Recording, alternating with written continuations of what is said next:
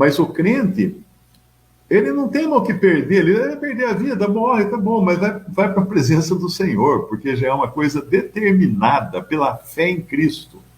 A partir do momento em que uma pessoa reconhece os seus pecados, reconhece a sua culpa diante de Deus, não precisa lá na frente orar com o pastor, coisa nenhuma. É diante de Deus, onde a pessoa está. Onde a pessoa está agora, onde você está aí agora, reconhecendo a sua culpa diante de Deus, reconhecendo a sua incapacidade de se livrar da sua culpa e dos seus pecados, e confessando isso a Deus, confessando essa incapacidade, confessando essa culpabilidade, e crendo que na cruz Jesus foi para justamente pagar o preço da sua redenção e para causar a remissão dos pecados. E são as duas coisas que ele fala aqui no versículo 14: em quem temos a redenção pelo seu sangue, a saber, a remissão dos pecados. A redenção é o preço pago. É como se tivesse um leilão e o Senhor Jesus fosse comprar pecadores. Imagina um leilão de pecadores. Ele foi lá, o Senhor é muito rico. Ele pegou o que ele tinha de mais precioso, de mais caro, e entregou o que foi sua própria vida. Não tem coisa mais cara que a vida. Uma pessoa pode ser bilionária, mas ele vai gastar bilhões se ele pudesse manter vivo, porque não existe valor maior que a vida de uma pessoa. E ele pagou. Isso é a redenção. Mas ele pagou por todos. O preço que Cristo pagou daria para comprar todos. E por que todos não serão salvos? Porque não creem nele. Porque não creem. Aí esses todos que não são salvos não têm a segunda parte do versículo, que é a remissão dos pecados. Ele pagou o preço da redenção pelo seu sangue, e os que creem tiveram seus pecados lá na cruz sobre ele, e com isso ele tirou os pecados daqueles que creem nele. A remissão significa a retirada, a extração dos pecados através da fé em Cristo Jesus e no seu sangue derramado na cruz. Eu sempre conto uma historinha e gosto de contar, e muita gente me escreve pedindo para contar de novo. Havia, no tempo da escravatura, havia um leilão de escravos. E um fazendeiro muito rico, foi a esse leilão.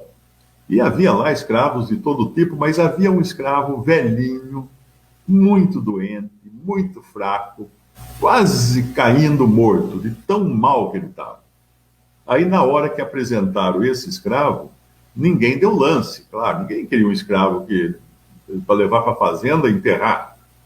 Mas esse fazendeiro deu um lance que teria dado para comprar todos os escravos que estavam à venda dele. Ele poderia ter comprado todos com aquele lance. Todo mundo se assustou. Aí arrematou o escravo velhinho, doente. O escravo então foi caminhando, chegou perto dele, tremendo, né? Falou assim: vai fazer hambúrguer comigo? O que você vai fazer? Carne moída? Não é possível pagar um preço desse. Senhor, o que o senhor quer de mim? Ele falou: vai embora. Como vai embora? Você está livre. Como assim? Você está livre.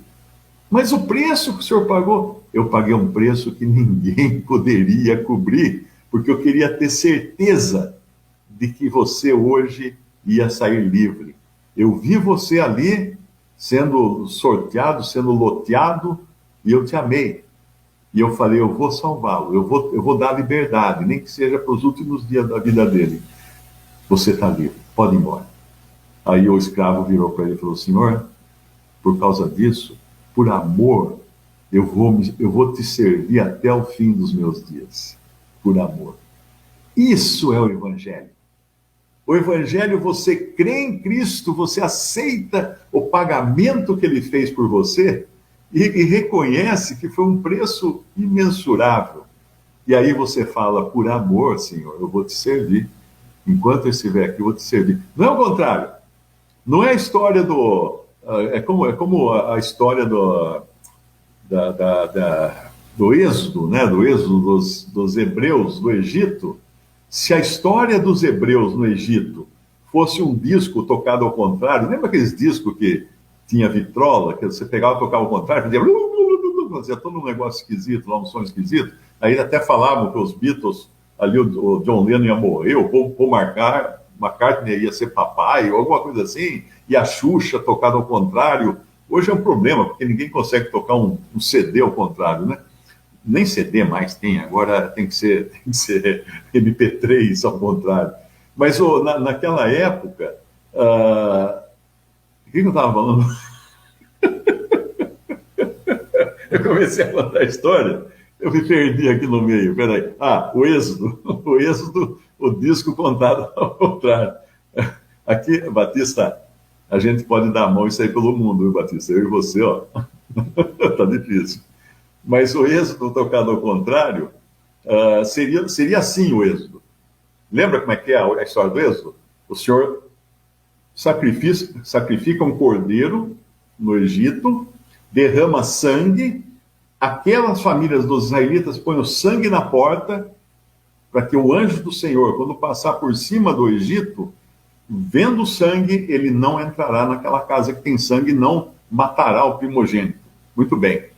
Eles fazem isso, aí saem do Egito, Deus abre o mar para eles, eles atravessam o mar, chegam no deserto e caminham no deserto e vão receber a lei, os 10 mandamentos e todos os outros preceitos da lei lá no deserto, ok? Esse é o êxodo. Primeiro eles foram libertos do Egito, o Egito significa, é uma figura do mundo, Faraó é uma figura de Satanás, eles foram libertos da escravidão, que é uma figura do pecado, que nos escraviza, passaram pelo fundo do mar, que é uma figura da morte, ou seja, com Cristo, eles morreram com Cristo, figuradamente, não é? Saíram num deserto, que é o mundo, onde não tem comida e não tem água, mas Deus os alimentava com o pão que vinha do céu, que era o maná, e a água que saía da rocha. E aí, depois de tudo isso, Deus deu a lei para eles. Agora, toca esse disco ao contrário e você vai ver o discurso das religiões.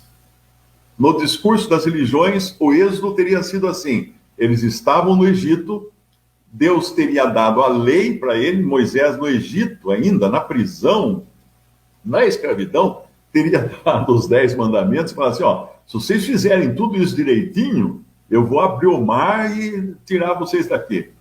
Essa é a religião. A religião fala isso. A religião é o êxodo ao contrário. Mas aqui nós vemos o quê?